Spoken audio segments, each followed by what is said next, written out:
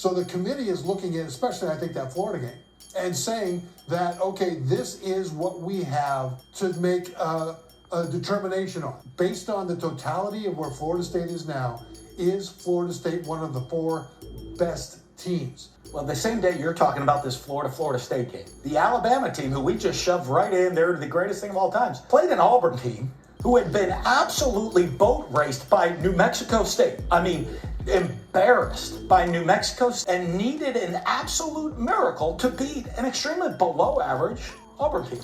And that was not with their backup and third string quarterback. That was with Jalen Milroe, who is has to be, Jalen Milroe is the guy. I think they're perfectly fine. They win, they're in. We don't even need to entertain the idea of a one-loss team potentially jumping them a la Texas and Alabama. Florida State's in. They're going to take care of business this weekend. They're going to be in. They deserve to be. They've been telling us for 10 years it's the 4 best teams. And right now, I think without a shadow of a doubt, Alabama is among the 4 best teams. The debate between Alabama and Florida State will rage on. And if they really want to tell us and continue to tell us it's the 4 best teams, then it should be Alabama in the 4th spot. So at the top of the week, the college football playoff teams was announced. You got 13-0 Michigan, 13-0 Washington, both conference champions, Big Ten and Pac-12. Then you got 12-1 Texas and 12-1 Bama. Also both conference champions, Big 12 and SEC. So you got the champs of all Power 5 conferences but one, because, there's only 4 spots. So since the top 2 spots went to undefeated Power 5 champions and the bottom 2 spots went to one-loss conference champions, the team that was left out must have a record that looks the same, if not worse, than teams 3 and 4, right? You would think, but oddly enough, the Power 5 champion who got left out actually has a record that more closely resembles the number 1 and 2 teams, more so than it does the number 3 and 4 team. So how does the math end up landing them at 5th, aka out of the playoff? I can sit here and try to break down some complicated equation that led to this result, but the truth that everybody knows and that the committee has already admitted to publicly is that the math comes down to simple subtraction. Florida State is a different team than they were through the first 11 weeks. An incredible season, but as you look at who they are as a team right now, without Jordan Travis, without the offensive dynamic that he brings to it, they are a different team. And the committee voted Alabama 4 and Florida State 5. As primarily an NFL fan, there's times throughout the year that I peek in at college football. And sometimes when I peek in, I think, man, I'm missing out. But a lot of times I peek in and I'm like, here we go again. If you're an NFL fan, it might seem a little weird that they've thrown out what the team has done the whole damn season and decided that since the starting quarterback is now injured, none of that other stuff during the season actually matters. So y'all remember back in 2017 when Carson Wentz started the season putting up MVP numbers before a knee injury put him out for the season, yet the Eagles went on to win the Super Bowl anyway? Nick Foles was the replacement. He came in and only started 3 games to end that season, 2 of which they won, 1 of which they lost. Not exactly the same, but I'm just trying to make you see. Can you imagine if the NFL playoff had to be voted on and the Eagles got held out because the league didn't think they were the same team that they were earlier in the season? Then of course we would have never gotten moments like this. An all-time play like the Philly Special would have never happened, and a Super Bowl team would have never gotten a chance. But since the NFL selection system's based on real math,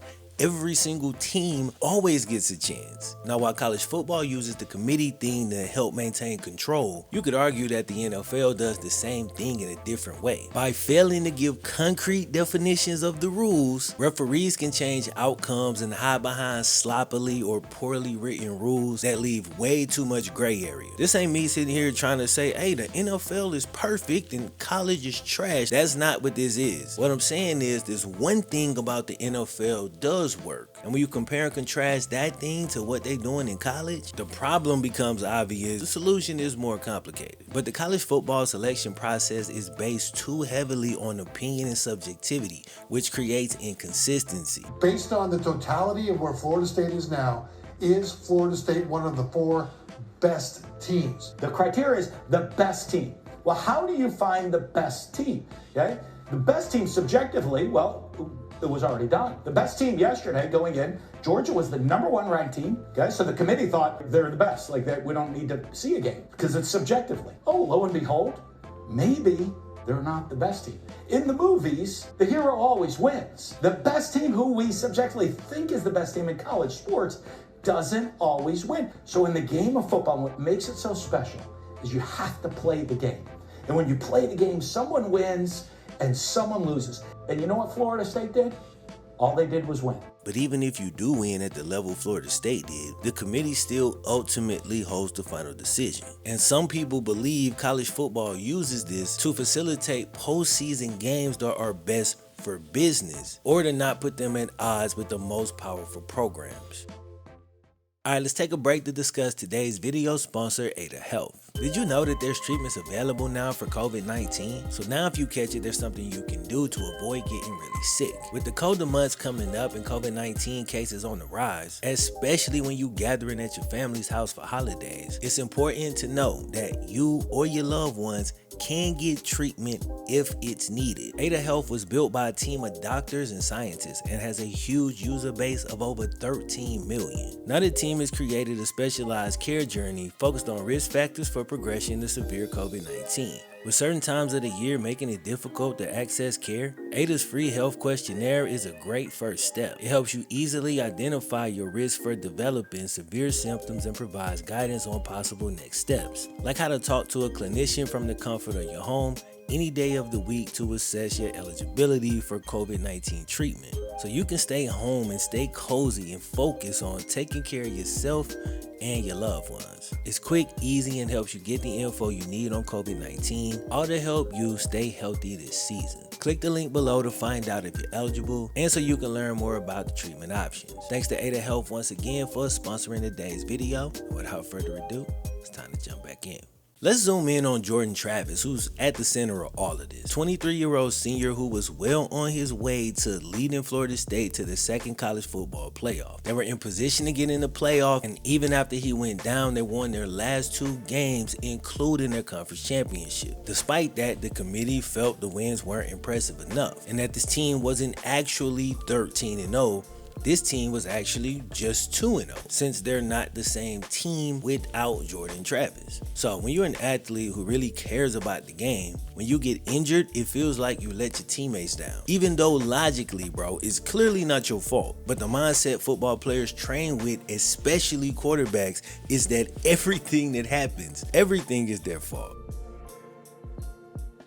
Imagine the weight this dude's gotta be feeling when his entire organization has done everything they can and the committee has come out and point straight to you, saying that your injury is the only reason your team ain't getting in. From a timing standpoint, he got extremely unlucky. I'm talking 2 major time-based factors that put him in this spot. Now, he alluded to the first thing in his heartbreaking tweet after finding out that due to his injury, his team would be punished. He says, "Devastated, heartbroken, and so much disbelief right now. I wish my leg broke earlier in the season so y'all could see that this team is much more than a quarterback. I thought results matter. 13-0, and this roster matches up across any team in those top 4 rankings. I'm so sorry. Go knows." This is exactly how you'd expect a franchise quarterback to act, but it don't change the fact that it's pretty upsetting to see a player do literally everything he could, but be put in a position where he has basically no control over the outcome. Won every game, they scheduled out of conference opponents, and even after he went down, they still didn't lose. But due to the whole committee thing, it's like you really don't have much power, to the point where the only thing he can do was wish that he got hurt earlier, because outside of not getting hurt at all, that is literally the only thing he could have done. If he would have got hurt earlier, his team would have a chance to prove that they were still the same team without him. You can argue that they did that, but it was only 2 games. If he was hurt earlier, they would have had a chance to do it over an extended period. Not to mention, it may have also allowed him enough time to get back healthy going into the playoff. But because he ended up getting hurt late in the season, the committee was able to look at that and hold it against his team. The other timing-based factor that makes this such an unlucky situation is that this is the last year of the 4-game playoff. Next season, college football will debut its new 12-team playoff format. Had it been in play this season, Florida State doesn't have an issue. Bro, they in. Regardless of seeding, they would have had an opportunity. But with the current system, even going completely undefeated and winning a Power 5 conference, they still weren't allowed to even approach the starting line. Alright, let's shift gears a little bit. Had Florida State made the playoff, it would have meant they made it twice during the 14 playoff era. In 2014, they made it during the first year of the playoff, and they also should have made it the final year of the 14 playoff. But unlike with a lot of decisions that the NCAA makes, we may not agree with this one, but we can see the logic. The majority, if not all non-Florida State fans, let's be honest, we'd rather see a team in full strength than watch a backup. In some ways, you could actually argue that they was looking out for the fans, because at least on paper now, we've got more competitive games. Trying to look at it from their side and argue it from the other way, they had a choice between a backup quarterback and the SEC. And even though this season the SEC has a losing record versus the ACC, casual viewers like myself, we don't know that. I mean, obviously I know now because I did some research for this video, but the SEC reputation is still hella strong. The perception of the SEC as a whole, man, in schools like Bama and Georgia remains intact. So if you put in Florida State with the backup quarterback, you'd be in a position where you'd have to put Bama over Texas even though Texas beat Bama. It's either that or cut the SEC out entirely, which for a casual fan coming in ready to check out the playoff, no Bama, no Georgia, are these really the best teams? I believe that type of thinking is ultimately bad for the sport, but you can argue them being in is good for the sport short term. And given the fact that the whole entire landscape of college ball, due to the 12-team playoff and the conference realignment, is changing so fast that in a couple years, we'll lump it in with the rest of Alabama's success. The current system isn't fair. It's probably never really been fair. I hate when they try to manufacture matchups. Let it play out. But there's a lot of college football guys who always defend it. Like they will make a justification no matter what. You know, it's funny. It kind of reminds me of playing Hot Wheels with my son. He make up these loose rules that allow him to control part of the outcome. His favorite cars don't always win, but they always manage to end up in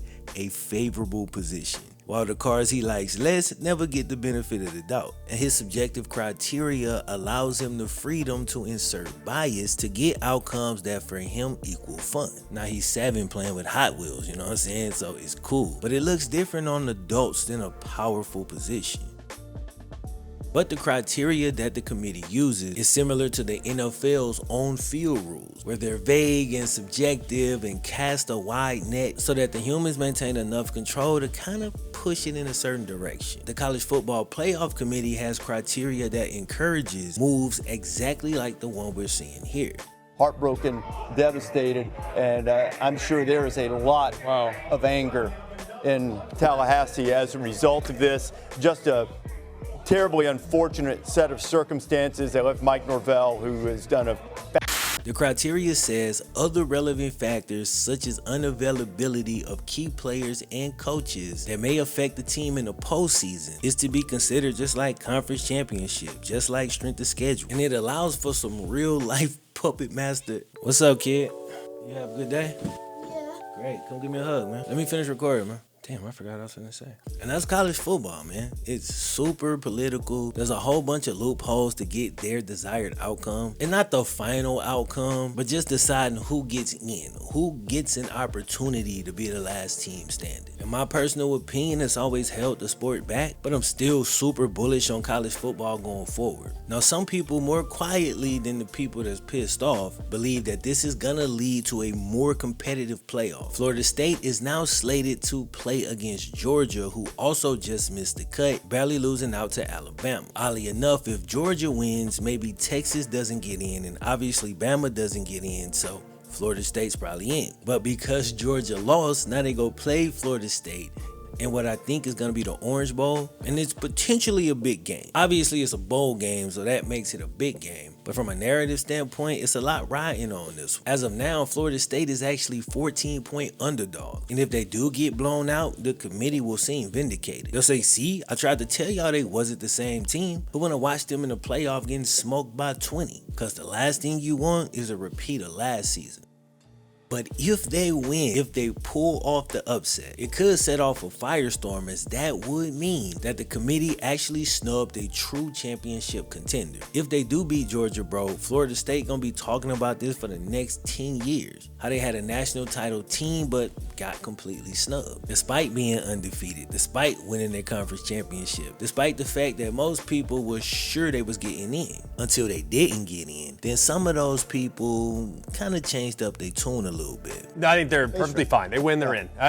We don't even need to entertain the idea of a one-loss team potentially jumping them a la Texas and Alabama. Florida State's in. They're going to take care of business this weekend. They're going to be in. They deserve to be. But when you look at what the committee has said for 10 years, it's an opportunity today to practice what they preach. Yeah. They've been telling us for 10 years it's the 4 best teams. And right now, I think without a shadow of a doubt, Alabama is among the 4 best teams. The debate between Alabama and Florida State will rage on. And if they really want to tell us and continue to tell us it's the 4 best teams, then it should be Alabama in the 4 spot. The criteria is the best team. Well, how do you find the best team? So this is a problem, but I do think it'll be somewhat minimized going forward with the introduction of the 12-team playoff. If you're one of those people saying no matter if it's 4 teams, 8 teams, 12 teams, 18, it ultimately won't matter because the 9th team or the 13th team or the 19th team, whoever, that first team that misses the cut is going to always be upset. I hear your argument, and it's not that I fully disagree, but I think that versus this is a huge difference. Ever since college football adopted the playoff system, Florida State is the first Power 5 team, period, to go undefeated and win the conference championship and still somehow not make the cut to get into the playoff. Once there's a 12-team playoff, that'll never happen again because all the Power 5 conference winners are automatically getting in. All the undefeated Power 5 schools is automatically getting in. All the one-loss Power 5 teams also getting in. Some teams still gonna get snubbed, but a backhand smack versus one of these here is a major difference. You know what I'm saying? Florida State got hit with one of these, you cock back. They deserve to be in the playoff by every single metric. The team at 13 that doesn't get in next year, you'll be able to make an argument for them, but it won't be strong as this one. Now look, if it was up to me, I'd be looking for a concrete system, something more akin to what the NFL has. Of course, the way the NFL is structured is very different, and there's a whole lot less teams, which makes it easier to set up. So since we're not getting that system, I'll settle for an idea that I heard on Joel Klatt's show earlier this morning. He basically said he'd like to see 2 additional things happen. One, he wants to see a second committee assembled, and in addition to that, he wants to bring back a computer rating system. So basically, the committee we got now plus a second committee with a different set of opinions,